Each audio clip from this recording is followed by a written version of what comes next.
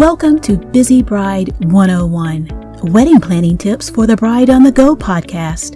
And I'm your host, Lisa G McMillan, wedding and event planner at Exquisite Events and Consulting. With over 15 years of experience planning, designing, and coordinating all types of events in the Southeast, I've seen everything from indecisive brides to forgetful grooms, and I eagerly look forward to sharing unique and creative tips to help you plan your celebration of love. So let's get started. Tip number 1. Set a budget, whether it's $30,000 or even $300,000. Ask yourself, how much are you willing to realistically spend for your dress, the venue, food, drinks, music, photography, and the list goes on and on. Regardless of the amount, once you have a budget in mind, the more focused you become in setting your financial priorities for your event. Tip number 2. Now that you know how much you want to spend, determine how many guests you'd like to invite. Sit down with a big glass of red wine and with your fiancé, create a guest list. Include family, friends, co-workers, and anyone you feel comfortable attending your special occasion. Here's how tip number 2 kicks in. Both of you ask your parents to create and share their guest list with you. This exercise gives your family a sense of inclusion in the planning process, which makes you look like a rock star. Trust me, you are going to need to pull that card out of the hat at some time before you say, I do. So at this point, you've estimated the budget and guest count, and it will help develop the size and scope of your wedding, which leads to tip number 3.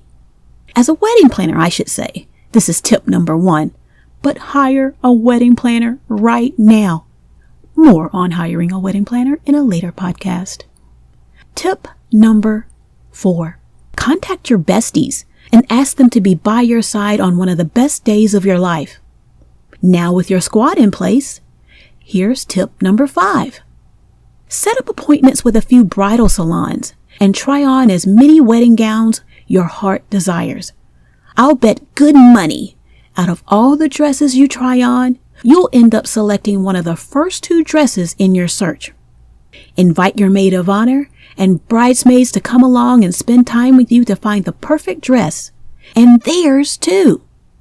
Hint: when you try on a wedding gown and begin to feel butterflies and an overwhelming desire to cry, that's the one. That's your dress. Tip number 6. When including your fur babies in the ceremony, don't forget to include a handler. This is what I mean by saying a handler. You'll need someone dedicated to getting your animal to the ceremony and walking your pet before arriving at the staging area before the ceremony begins. Remember to bring a leash, a bowl of water, and inform the handler where to take your pet once the ceremony has ended. Tip number 7. Hire vendors who know and have worked together well. It just makes the day run smoother. Tip number 8. If you've asked a guest to recite a special reading or maybe a poem during the ceremony, make sure to provide an extra copy in case they forget to bring one. Tip number 9.